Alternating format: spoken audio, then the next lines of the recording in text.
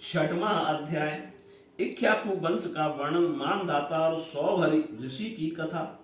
श्री सुखदेव जी कहते हैं, परीक्षित, अम्बरीश के 3 पुत्र थे, विरूप, केतुमान और शंभु। विरूप से प्रसदस और उसका पुत्र रथितर हुआ। रथितर संतानहीन था। वंश परमात्मा की रक्षा के लिए उसने अंगिरा ऋषि से प्रार्थना की। उन्होंने उसकी पत्नी से ब्रह्म तेज से संपन्न कई पुत्र उत्पन्न किए। यद्यपि ये सब रथितर की भार्या से उत्पन्न हुए थे, इसलिए इनका गोत्र वही होना चाहिए था जो रथितर का था, फिर भी वे अंगिरस की ही कहलाए। यही रथितर वंशियों के प्रवर कुल श्रेष्ठ में सर्वश्रेष्ठ पुरुष कहलाए, क्योंकि ये क्षत्रोपेत ब्राह्मण थे। क्षत्रिय और ब्राह्मण दोनों गोत्रों से इनका संबंध था। परीक्षित, एक बार मनु जी के छींकने पर उनकी नासिका से इक्ष्वाकु नाम का पुत्र उत्पन्न हुआ। छींकने थे। इक्ष्वाकु के 100 पुत्र थे। उनमें सबसे बड़े 3 थे, मुखी, निमि और दंडक। परीक्षित, उसने छोटे 25 पुत्र आर्यावर्त के पूर्व भाग के और 25 पश्चिम भाग के तथा उपयुक्त 3 मध्य भाग के अधिपति हुए। शेष 47 दक्षिण आर्य इन प्रांतों के अधिपति हुए। एक बार राजा इक्ष्वाकु ने अष्ट का श्राद्ध के समय अपने बड़े पुत्र को आज्ञा दी, विमुखे, शीघ्र ही जाकर श्राद्ध के योग पवित्र पशुओं का मांस लाओ। वीर विमुख ने बहुत अच्छा कहकर वन की यात्रा की। वहां उसने श्राद्ध के योग बहुत से पशुओं का शिकार किया। वह थक तो गया ही था, भूख भी लगाई थी, इसलिए यह बात भूल गया कि श्राद्ध के लिए मारे हुए पशु को स्वयं न खाना चाहिए। उसने एक खरगोश को खा लिया। विमुखु ने बचा हुआ मांस लाकर अपने पिता को दिया। इक्ष्वाकु ने अब अपने गुरु से उसे पुत्रोकण करने के लिए कहा। तब गुरु जी ने बताया कि यह मांस तो दूषित एवं श्राद्ध के अयोग्य है। परीक्षित, गुरु जी के कहने पर राजा इक्ष्वाकु को अपने पुत्र की करतूत का पता चल गया। उन्होंने शास्त्रीय विधि का उल्लंघन करने वाले पुत्र को क्रोधवश अपने देश से निकाल दिया। तदंतर राजा इक्ष्वाकु ने अपने गुरुदेव वशिष्ठ जी से ज्ञान विषयक चर्चा की। फिर योग के द्वारा शरीर का परित्याग करके उन्होंने परम पद प्राप्त किया। पिता का देहांत हो जाने पर विमुखी अपनी राजधानी में लौट आया और इस पृथ्वी का शासन करने लगा। उसने बड़े बड़े यज्ञ से भगवान की आराधना की और संसार में ससाद के नाम से प्रसिद्ध हुआ।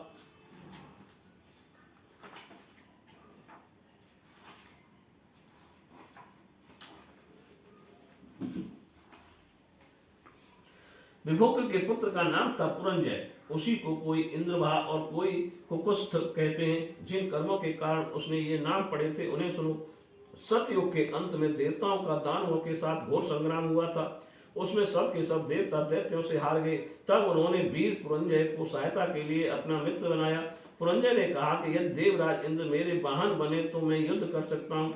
पहले तो इंद्र ने अस्वीकार कर दिया, परंतु देवताओं के आराध्य देव सर्वशक्तिमान विश्वात्मा भगवान की बात मानकर पीछे वे एक बड़े भारी बैल बन गए। सर्वांतर्यामी भगवान विष्णु ने अपनी शक्ति से पुरंजय को भर दिया। उन्होंने कवच पहनकर दिव्य धनुष और तीखे बाण ग्रहण किए। इसके बाद बैल पर चढ़कर वे उसके कुकट झील के पास बैठ गए। जब इस प्रकार वे युद्ध के लिए तत्पर हुए तब देवता उनकी स्तुति करने लगे। देवताओं को साथ लेकर उन्होंने पश्चिम की ओर दैत्यों का नगर घेर लिया। वीर पुरंजय का दैत्यों के साथ अत्यंत रोमांचकारी घोर संग्राम हुआ। युद्ध में जो जो दैत्य उनके सामने आए, पुरंजय ने बाणों के द्वारा उन्हें यमराज के हवाले कर दिया। उनके बाणों की वर्षा क्या थी, प्रलय काल की धधकती हुई आग थी। जो भी उसके सामने आता छिन्न भिन्न हो जाता। दैत्यों का साहस जाता रहा। वे रणभूमि छोड़कर अपने अपने घरों में घुस गए। पुरंजय ने उनका नगर, धन और ऐश्वर्य सब कुछ जीतकर इंद्र को दे दिया। इसी से उन राजर्षिपुर जीतने के कारण पुरंजय, इंद्र को वाहन बनाने के कारण इंद्रभा और बैल के ककद्दू पर बैठने के कारण कुकस्थु कहा जाता है। पुरंजय का पुत्र था अनैना। उसका पुत्र पृथु हुआ। पृथु के विश्वरंधी, उसके चंद्र और चंद्र के युवनाश के पुत्र हुए शाश्वत, जिन्होंने सावस्तीपुरी बसाई। सावस्त के बृहदस्व और उसके कुवल यासव हुए। ये बड़े बली थे। इन्होंने उत्तंग ऋषि को प्रसन्न करने के लिए अपने 21,000 पुत्रों को साथ लेकर धुंधु नामक दैत्य का वध किया। इसी से उनका नाम हुआ धुंधुमार। धुंधु दैत्य के मुख की आग से उसके सब पुत्र जल गए। केवल 3 ही बचे थे। परीक्षित, बचे हुए पुत्रों के नाम थे दृढ़ाश्व, कपिलाश्व और भद्राश्व। दृढ़ाश्व से हर्षव और उससे निकुंभ का जन्म हुआ। निकुंभ के बड़ाश्व, उसके कुशाश्व से सैनजित, और सैनजित के युवनाश्व नामक पुत्र हुआ। युवनाश्व संतानहीन था, इसलिए वह बहुत दुखी होकर अपनी 100 स्त्रियों के साथ वन में चला गया।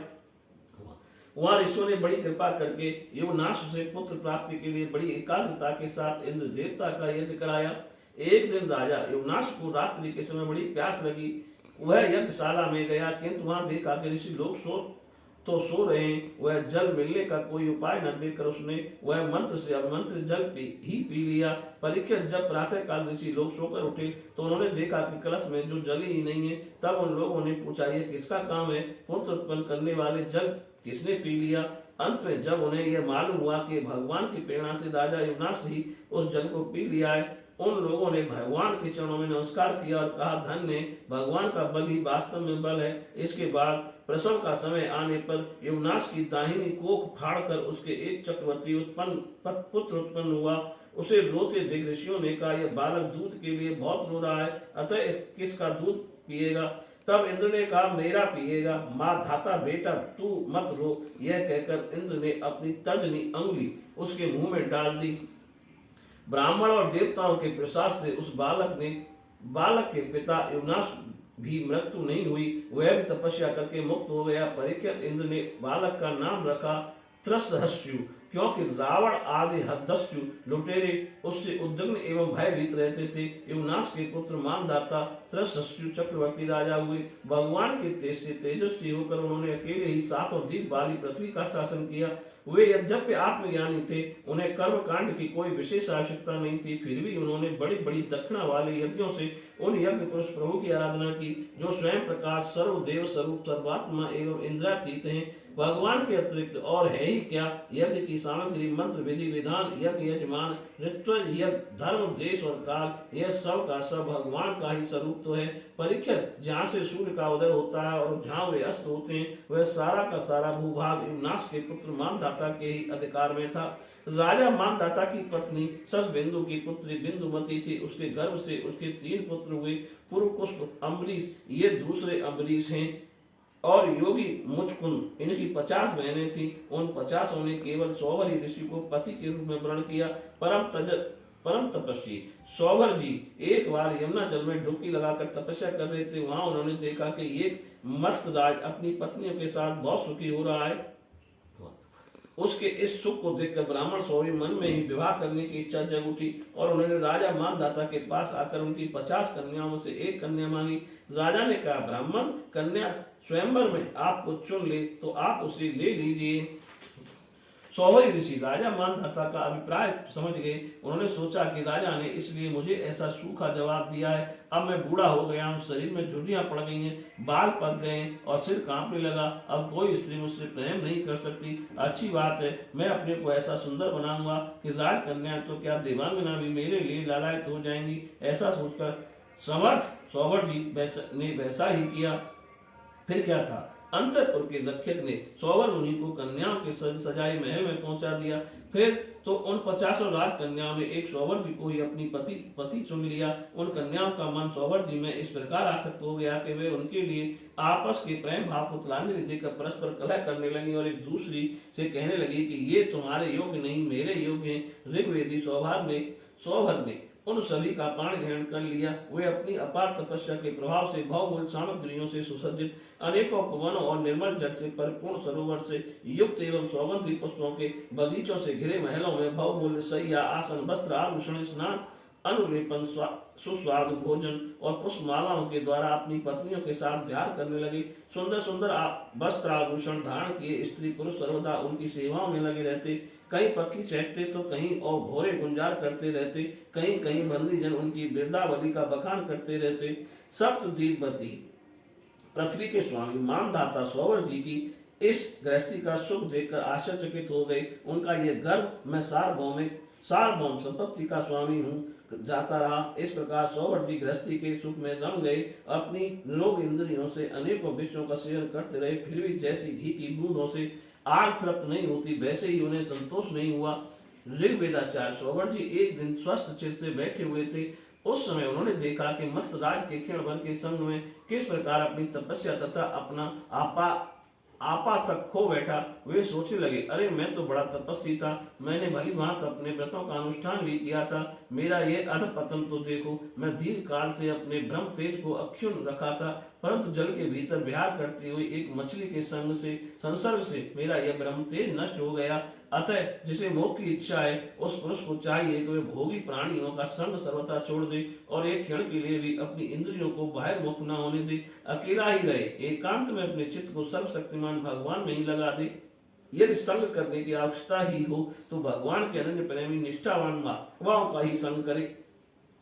मैं पहले एकांत में अकेला ही तपस्या में संलग्न था, फिर जल में मछली का संग होने से विवाह करके 50 हो गया, फिर संतानों के रूप में 5000 विषयों में सत्य बुद्धि होने से माया के गुणों ने मेरी बुद्धि हर ली। अब तो लोक और परलोक के संबंध में मेरा मन इतनी लालसाओं से भर गया कि मैं किसी तरह उनका पार ही नहीं पाता। इस प्रकार विचार करते हुए कुछ दिनों तक तो घर में ही रहे, फिर व्यक्त होकर उन्होंने संन्यास ले लिया और वे वन में चले गए। अपने पति को सर्वस्व मानने वाली उनकी पत्नियों ने भी उनके साथ ही वन की यात्रा की। वहां जाकर परम सन्यासी सौवर जी ने बड़ी घोर तपस्या की, शरीर को सुखा दिया तथा आवाहिनी आदि अग्नियों के साथ ही अपने आप को परमात्मा में लीन कर दिया। परीक्षित उनकी पत्नियों ने अब अपने पति सौवर मुनि की आध्यात्मिक गति देखी। तब जैसे ज्वालाएं शांत अग्नि में लीन हो जाती हैं, वैसे ही उनके प्रभाव से सती होकर उन्हीं में लीन हो गई, उन्हीं की गति को प्राप्त हुई। बोलिए श्री कृष्ण भगवान की जय।